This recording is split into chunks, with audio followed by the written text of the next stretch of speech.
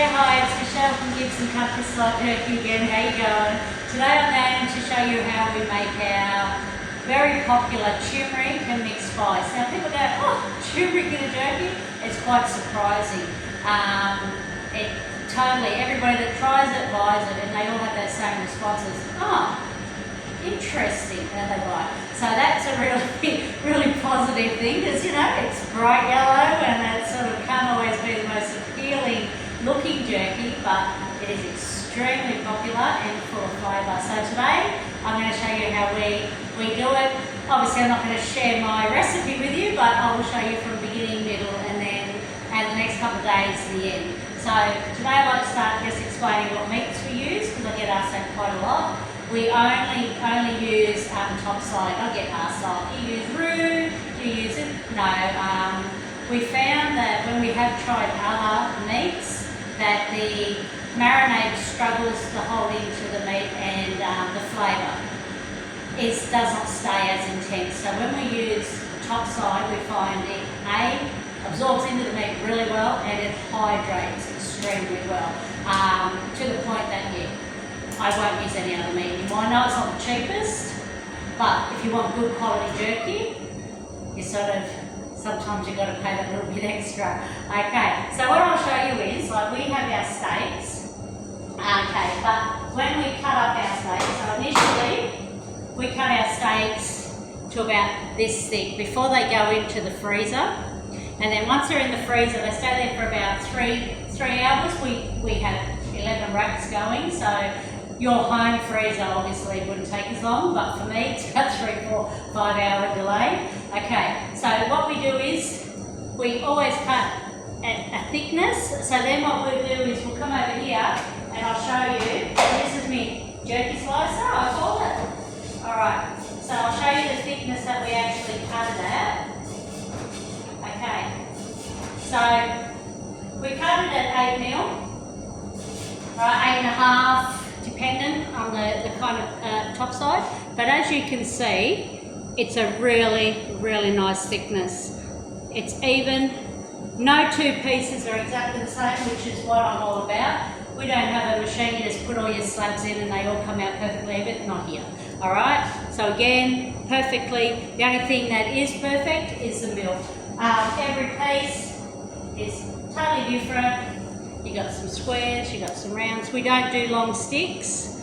Alright, so that's the biggest thing, because we find if it's the smaller the pieces, again, the more it holds its marinade. So I'll just finish off this one. So any slice, you don't need a big one like this. Any small home slicer will do the same job. And if you are thinking to yourself, what is she telling us? Well, the reason I'm telling you is because 2 years ago I didn't even know how to make jerky.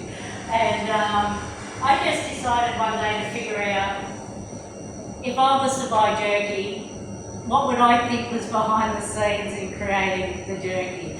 And that's what I did. And I didn't skip on products, I didn't skip on meat. Every piece I enjoy making, seriously. I didn't even know how to make jerky. Who would think, but it's my happy place. And I want to give that a little bit back. I'm always about give it back, passing it forward. And you know what, if me showing you this, then you go off and make some with your grandkids or your sons or your daughters, you know, my job is done. Okay, so we're getting there. So now we have, let's turn this one off. We have our tub of all our meat ready to be turned in to the marinade. So I'll just turn my camera around. Okay, alright. So as you can see, alright, I just have to put you down a bit, hang on. Can we see? Yeah, that's a bit better. Alright, so as you can see, you can't see me, hello.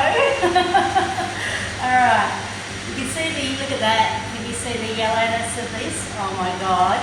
Now that is a really nice turmeric, which is what you want to see. You want to see nice, bright yellow. I won't obviously tell you what I put in it, obviously turmeric, but there's a lot of other little bits and pieces. Okay, so I always make sure it's always fresh. Alright, I don't have it there for weeks and weeks. Alright, now watch this yellow beauty going on. So just make sure covers all over the meat. Alright. I know a lot of people don't make turmeric, but I was surprised when someone asked me to make turmeric. I thought, okay. Then when I made turmeric, I went, okay, it doesn't look real appealing. I'm not a turmeric person, right? But as I said, the people that like turmeric, it's got. Most people also don't know the best time for turmeric and its best health benefits are once it's cooked. It's not raw. So once this goes in here, I'd always make sure that I massage it through really well.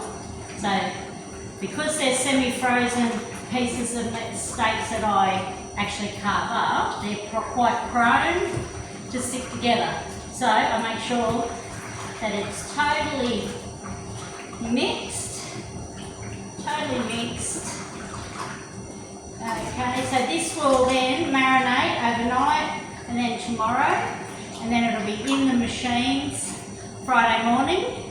Alright, and then the smell, oh my god, I don't know if you've ever walked past a jerky shop that's actually, because we do everything here, we actually have a shop front at 99 Russell Street in Collie. We sell to the public. Again, I never ever forget where I come from. The shop front may not be the main earner of the shop, but it's the most important part of this shop, because without them, I wouldn't have this shop. And that's why we offer a free spin and win every Tuesday. All you have to do is share our post, come in and buy something, doesn't matter if it's a can of Coke, or buy something online, and you're in the draw. It's emptied out every week after it's drawn, and you can win everything, $50 vouchers, free jerky, free merch packs. You know, it's just my way of giving back. And I just believe it's not always about me. If I can bring happiness to somebody else, and jerky does bring happiness to a lot of people. I've got workers here that again never had anything to do with jerky, but this is their happy place. They love to come to work, you know. And but the day that it's cooking is the day that I'm across the road from McDonald's and KFC, but you smell my jerky. So, if you're ever in Collie, come in, say hello to me, Denise, Lorraine, it's my mother, my sons, anyone, just come in, say hello, we're all very friendly. Alrighty, so what I'll do is, I'll give you a look. So as you can see, all totally covered, delightful. Absolutely brilliant look and marinade. Alrighty, so then what I will do is I will take off my lovely gloves. Okay. Then I always make sure that we have our labels. Now we've got big 60 racker machines. Okay, so I have found going from when I first started off 5 rackers. Then I had about 7 of them, then I went to 10 rackers and I had about 10 of them. Then I ended up with the big ones. Now for me to do 20 trays in the big rackers, I put them on, I put on the drier ones, you'll know why when I do another one of these. They're always on for 7 hours at 75 degrees. That's what works for my jerky, for my thickness of jerky. So my jerky has been described as very in between a biltong and a jerky texture. So it's not a real aggressive jerky, but it's a dry jerky. But I have sold to lots of and repeat customers, South Africans, people that love biltong, don't eat jerky, eat my jerky. So I'm pretty lucky I've come into a little niche. But you know what, I love what I do. And I hope that comes across. So hopefully I will put part 2 of this up on Friday, and I'll show you the loading process of this lovely, delightful yellow jerky. And then I'll also do a part 3 showing you when it actually comes out of the machines. And so all I'd like to say is thank you for listening to me. Thank you for watching, and you have a lovely day. Bye from Gibson Country Style, Jerky and Michelle. Bye.